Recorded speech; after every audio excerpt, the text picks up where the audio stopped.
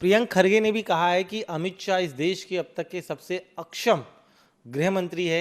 आपकी क्या भूमिका है? उसने क्या कहा वो बात नहीं है।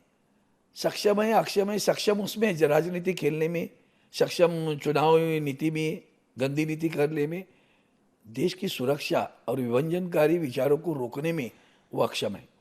क्योंकि जो वो खुद ही उसकी नींव डालते हैं, और वो खुद नींव डालते हैं जब जाति पाति की बात करके, धर्म की बात करके। तो विभजनकारी विचार अगर गृह मंत्री ही खुद इस तरह से बात करते तो बाकी लोगों पे इल्ज़ाम लगाना तो दूर ही रही बात। ये 100% उनका पूरा ध्यान, वो आज भी पार्टी के अध्यक्ष ही है, कागज पे नहीं होंगे लेकिन अध्यक्ष ही है। चुनावी सारी नीति करना, चुनाव के लिए दिन ब दिन घूमते रहना, बाकी क्या करते हो? कहाँ ध्यान है आपका? कहीं ध्यान नहीं है। ये सारी चीजें जो हो रही देश में, वो तो अक्षमता की ही साबित करती है, अक्षमता को ही साबित करती है। सर, राम मंदिर को लेकर लगातार भारतीय जनता पार्टी जो है शिवसेना पर सवालिया निशान खड़े करिए, लेकिन सैम पित्रोदा ने एक बड़ी बात कही है कि भारत जैसे देश में धर्म को महत्व दिया जा रहा है, जो बुनियादी मुद्दे हैं उन पर ध्यान नहीं दिया जा रहा है। आपकी क्या भूमिका है? साहब पिट्रोडा क्यों? आदरणीय उद्धव जी ठाकरे कितने साल, 1 साल से पहले कह रहे हैं भैया 2024 का चुनाव आखिरी चुनाव होगा। अगर संविधान की रक्षा करनी है, अगर जनतंत्र की रक्षा करनी है, तो ये जो बातें चल रही है, हम हिंदुत्व को मानने वाले लोग हैं, लेकिन हिंदुत्व किस बात का? देश की अखंडता, उसको आप सोचते कि नहीं सोचते हैं? मैंने अभी आपसे कहा कि विभजनकारी विचारों का प्रकटन अगर खुद देश के प्रधानमंत्री, राष्ट्रपति, उपराष्ट्रपति अपनी विचारों से, आचारों से लोगों को बता रहे हैं, आचरण देखो ना, आचरण सर्वसमावेशक है। सबका विकास किधर है? सबका तो किधर है? सबका साथ किधर है? सबका साथ मतलब किसका साथ? इस देश सभी धर्मों से बना हुआ है ना।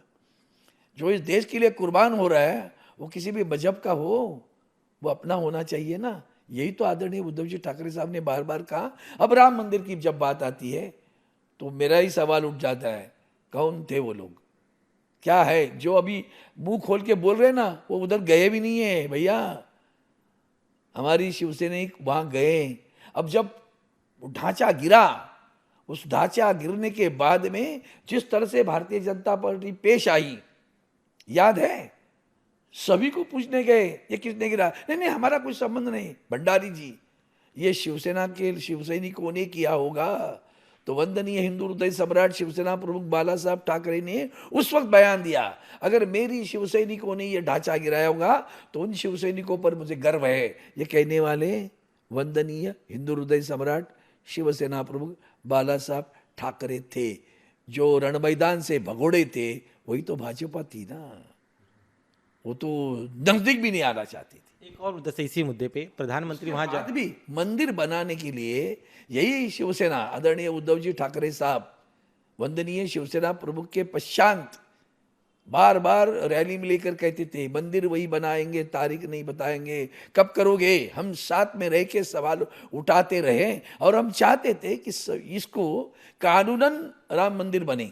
कानून नहीं बनाया, सर्वोच्च न्यायालय ने निर्णय दिया है, भारतीय जनता पार्टी की वजह से नहीं मिला है। आज तो आप कब्जा कर पाए, वो तुम्हारा है क्या? सरकार का है क्या? वो वहां ट्रस्ट किस लिए है? विश्वस्त किस लिए है? प्रधानमंत्री भी जा रहे उस कार्यक्रम में, कई लोग सवाल देवता होगा भाई तो सवाल उठाने की क्या? जब उसका भूमि पूजन हुआ तो भी प्रधानमंत्री जी ने किया था, आरएस के सरसंघ चालक वहां बैठे थे। और क्या चाहिए आपको सबूत? जिनका कुछ भी कॉन्ट्रीब्यूशन नहीं वो वहां बैठे थे। यही तो ताकत, यही तो मतलब खिलवाड़ है ना जनतंत्र से। और राम मंदिर को लेकर आप व्यापार कर रहे हो, वो व्यापार बंद करो। राम राम ये प्यारा है, तुम्हारे लिए व्यापार है, यही फर्क इतना ध्यान में रखना।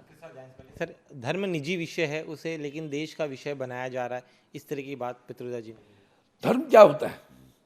वंदनीय शिवसेना प्रमुख कहते थे प्यासे को पानी पिला वो धर्म है, भूखे को अनाज खिलाओ वो धर्म है, देश की सुरक्षा करो धर्म है, देश की सुरक्षा के लिए प्राण अर्पण करो वो धर्म है। वो हमारा हिंदुत्व है, वही तो हमारा राष्ट्र धर्म है। मंदिर में घंटा बजाने वाला हिंदू मुझे अभिप्रेत नहीं है। देश के आतंकवादियों को उसके साथ प्रतिशोध करने वाला हिंदू मुझे अपेक्षित है, ये कहने वाले वंदनीय बाला साहब है। वहाँ कश्मीर में आतंकवादी हमले होते रहे हैं, होते रहे, आज भी चल रहे हैं। जवान अपनी जान न्यौछावर कर रहे हैं, अभी कुछ भी नहीं लग रहा है। 370 अनुच्छेद तो आपने खारिज कर दिया, फिर भी वहाँ अमन का है, शांति का है। वहाँ तो रोजाना हमले हो रहे हैं, फिर भी हम घंटा बजा रहे हैं। ये तो फर्क है बाला साहब के विचारों में और आपके विचारों में, ये समझने की है। शुक्रिया, हमसे बात करें, धन्यवाद।